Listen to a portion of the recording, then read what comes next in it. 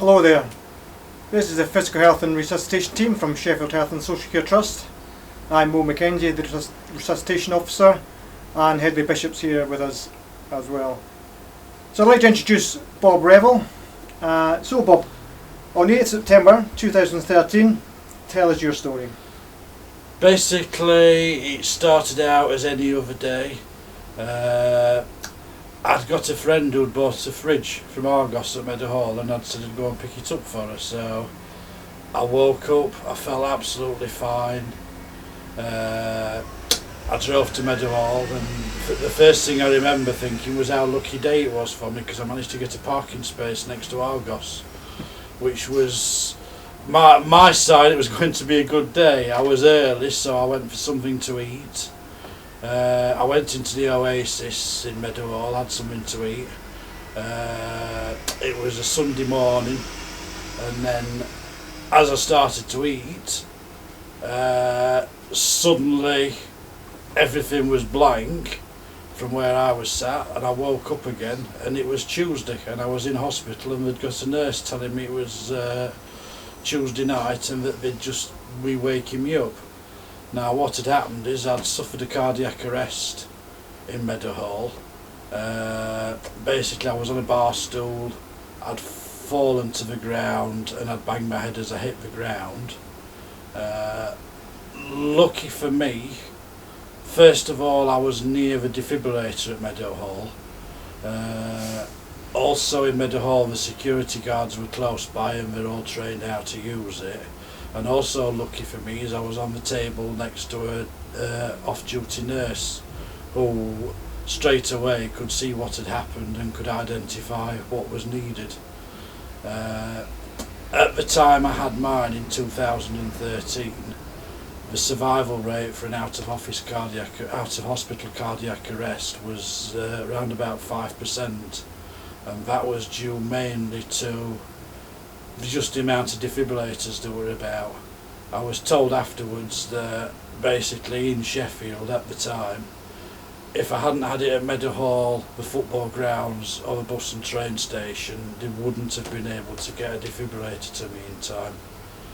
Now what happened as I kicked the ground, the one security guard went and fetched the defibrillator. In Meadowhall it's very, very organised for something like that. There's a whole set of procedures that kicked into place straight away.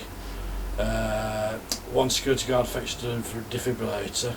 Straight away someone started CPR on me. And I was actually, from having the cardiac arrest and stopping breathing and my heart stopping, I was clinically dead for 5.5 minutes before they managed to bring me round with the defibrillator. Again at Meadowhall, because it's so well organised, they have a procedure where they instantly call the ambulance. Because it was a Sunday morning, fortunately for me again, it wasn't so busy. And as a matter of practice, I think you'll confirm this, they don't just send one ambulance, they send several to an incident like that, so that if one gets held up, another one can still get there.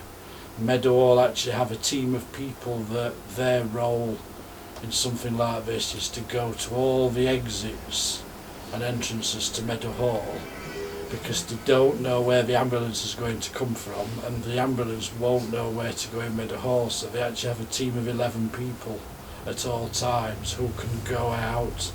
They stand on all the possible entrances and then they direct the ambulance to the closest place. The security guards had actually already brought me round once with the Meadowhall defib. The paramedics came. I did actually go again in the ambulance, and the paramedics again, they'd got a bit more technical, they were able to shock me again in the ambulance, and they brought me round for a second time in the ambulance. I was taken to Northern General Hospital, where I was taken straight to the cardiology emergency department. They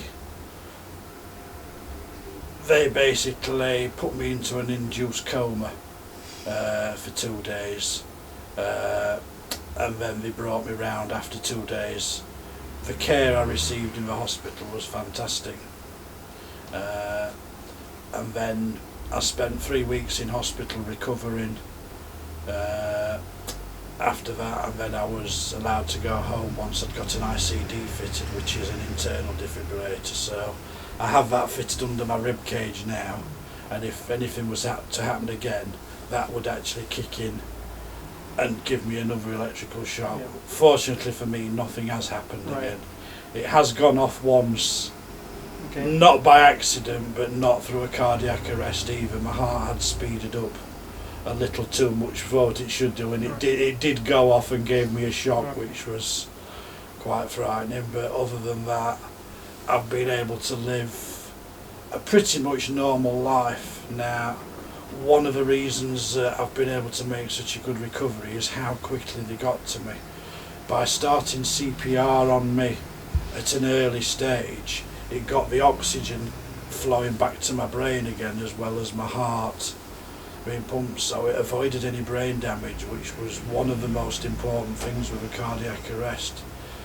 Without the first person coming straight away and doing CPR, I would without doubt have suffered some sort of brain damage during the event, and the longer it was left before CPR started, the worse it would likely to be. So it's extremely important that somebody starts CPR straight away and can keep it going until the paramedics can get there. Again, because they'd got the defibrillator in Meadowhall, they were able to defibrillate me quickly. So the result of how fast everything was has meant I can actually come out and live a virtually normal life again. That's very rare. A lot of cardiac arrest survivors, although they've survived, they never actually get back to how they were before. They never get back to true fitness. There's some level of brain damage there, or there's some brain fog or various other symptoms, but again with me it's because of how quick people responded to that. Fantastic. Well, that is an absolutely amazing story, and one to take home. Thank you.